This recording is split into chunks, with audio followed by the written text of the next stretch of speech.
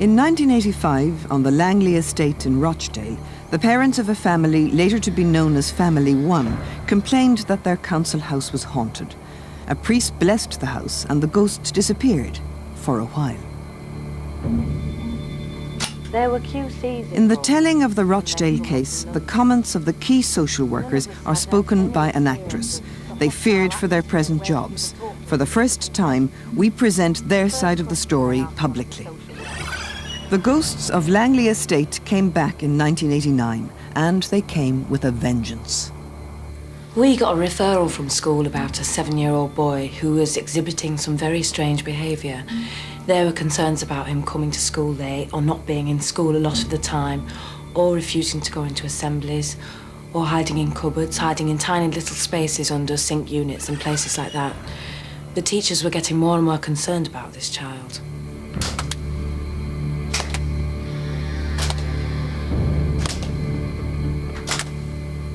In the first interview session, the child started to talk about a ghost in the loft, about Daddy going up into the loft and being taken off, going to parties where there were ghosts. He said that his brothers and sisters sometimes went with him.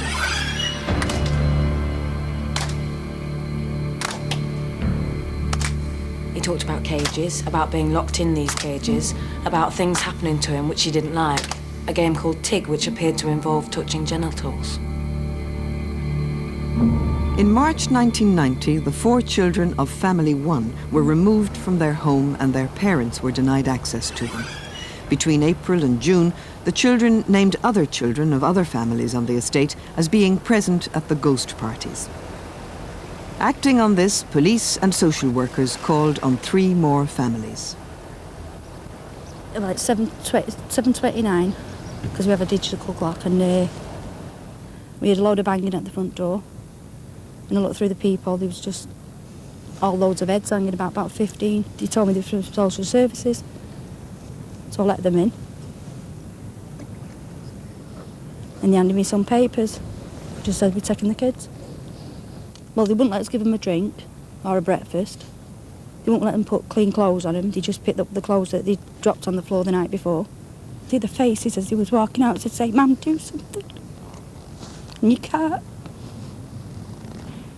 Well, the kids were talking independently to us about the killing of other children, about killing babies. One boy talked about a lady having a baby in a bubble who he had to kill. He gave a description about the baby coming out of this woman, that it was in a bubble, and he said he had to kill this baby. He put his hands together like this, and he made a stabbing action. Well, the accusations were that we was sacrificing babies, sacrificing animals, burning people, taking babies off the street, taking animals off the street and just sacrificing them, cutting the throats, things like that, drinking the blood and digging them and burying them somewhere in empty houses and things like that, with chanting and whatever. I think one of us had read a magazine article on satanic abuse, and that was in passing. We certainly didn't put a tag on what was happening. We knew next to nothing about satanic abuse. The outcome of the Rochdale affair could have been very different had not a voluntary child protection worker taken a passionate interest in the case. Judy Parry was appalled to hear that so many children had been removed from their homes. She wanted to know why, and so she contacted the parents. I came away in a state of shock and decided, scared actually. I got in touch with the people that over the many years that we worked in this field, i.e. senior police officers, people that were aware of what was going on. I asked them, is there any police evidence? I was told no. I felt I was actively encouraged by them to support these parents. I got them together as a team and said, right, you've got to stick together. Found a firm of lawyers that were prepared to take it on board seriously. Oh, it's brisk. It's lovely though, isn't it? Yeah. Judy Parry did more than just get lawyers interested in the case. A press injunction prevented any publicity, and she wanted publicity. My decision to bring the press in was, one, it was the only way to get that injunction changed, because they have the ability and the finance to do that, which they did. Two, I felt that if sufficient members of the media were brought in, and it was shown to be of interest to the public, then certain hands would have to be forced to open the issue up and examine it. But with the help of the media, we had that court order amended, but we still had the confines of a wardship court order, which meant that I was on a very fine line throughout. Media interest grew and grew. The national press was chasing us. We were offered a great deal of money to talk to the press. One of the Sundays wanted stories, and they wanted videos of the interviews we'd done with the children. At one stage, £100,000 was mentioned. The case now went to the High Court. It was heard by Mr. Justice Douglas Brown. There were QCs involved in this, and they'd come up from London. None of us had had any experience of the hostile atmosphere, the way that people talked to us with utter contempt. The first question they asked one of the social workers was, how have you managed to get to the age of 30 and not had any children? I think, for example, that they gathered a lot of evidence without looking at it, analysing it objectively. They placed far too much weight on what the children were saying to them without realising that their questioning was highly flawed, in the sense that they were asking questions in an improper form. They were very suggestible questions. We were trained to do the sorts of interviews that we were doing. There were 50 or more. It would have been impossible not to have asked some leading questions. A young boy had talked about something really awful that he'd been involved with, and he looked up and a colleague had said, that must have been really horrible for you. And in court, they spent a good hour or so saying, how dare you have said that this was horrible for the child because you planted the idea it was horrible in his head. Those were the kind of things that were interpreted as leading. They had faith in the children, they wanted to help the children, they thought they had been abused severely, and unfortunately never kept an open mind. And the very extraordinary nature of the facts and the allegations in respect of ghosts and drugs and other extraordinary happenings should really have led to much more initial scepticism. 43 other people were prepared to put their professional careers on the line and go up on that witness stand and answer questions from the best legal minds in the country and say, we're frightened for these children. If the courtroom was an ordeal for the social workers, so it was for the families. One father was very upset by a video of his daughter being interviewed by a social worker. She was throwing a bit of a tantrum, and she had this doll, and she threw it on the floor and was stamping on it. The social worker said to her, "What's up?" And the next minute, she went and threw herself into the lap of the social worker and shouted out, "I want to go home to my mum and dad."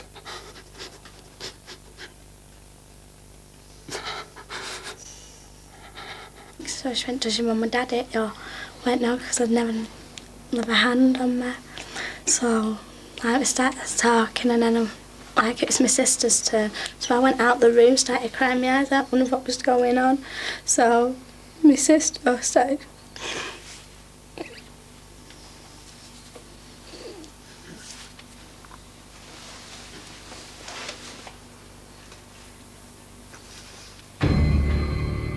During the hearing, an expert had been asked to look at the content of the children's disclosures on behalf of the defence. She looked particularly at those made by the first boy of Family 1, disclosures that had triggered off the whole Rochdale affair. He had already been seen by the educational psychologist because his speech was not understandable out of context.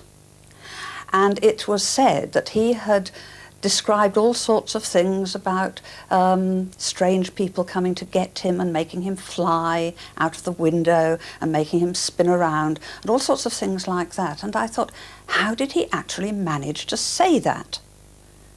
Knowing what the educational psychologist had said about his level of language. And I didn't see how he could have said it without somebody having said it first and then him saying, "Yes, that's right," or something of that kind. And when I actually came to look at the transcript, that was absolutely true.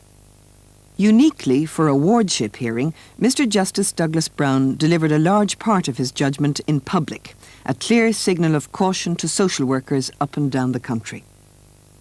The judge said that social workers had failed to read or act on the Cleveland guidelines. His criticisms were front-page news. Yet again, the press painted a picture of hysterical social workers.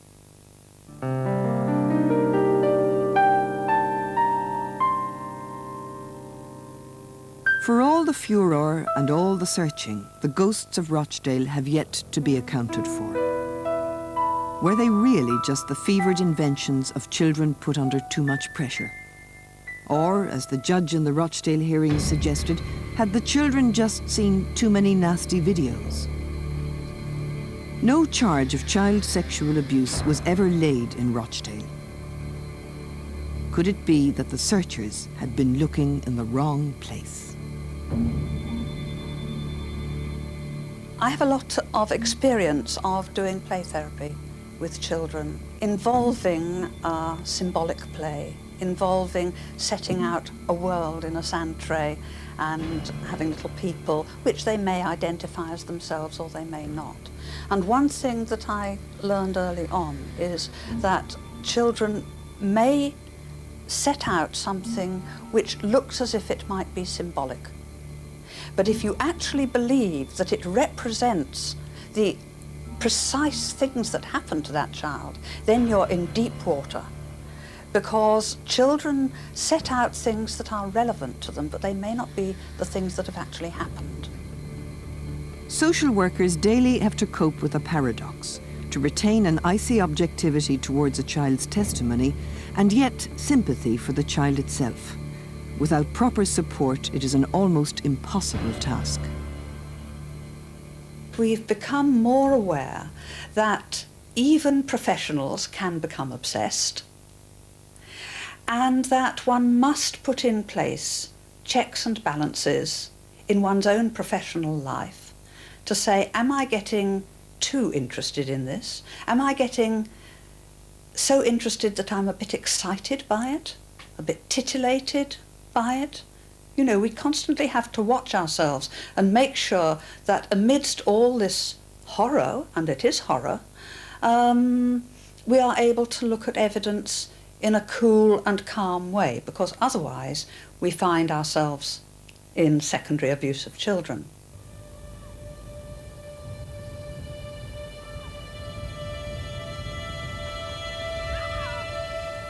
In the aftermath of the Rochdale affair, this family was left to pick up the pieces. With her marriage on the rocks, the mother struggled to bring up her 7 traumatized children with minimal support from the local authority. They did little or nothing about the condition of her council house, which decayed from damp and dry rot over 7 long years.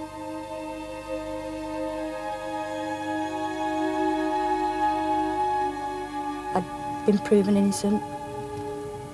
It was just like everything was going to start over again, and we were just going to go back to how we was a family. And that we'd get the kids back and everything would be all normal again, and it's never going to be normal again.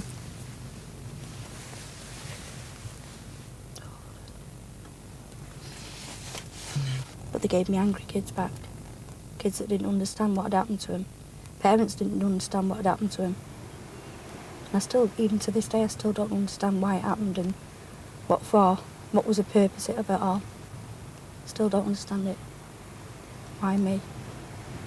Yeah, but look at them, they're doing really well. No thanks to anyone else, but all thanks to you.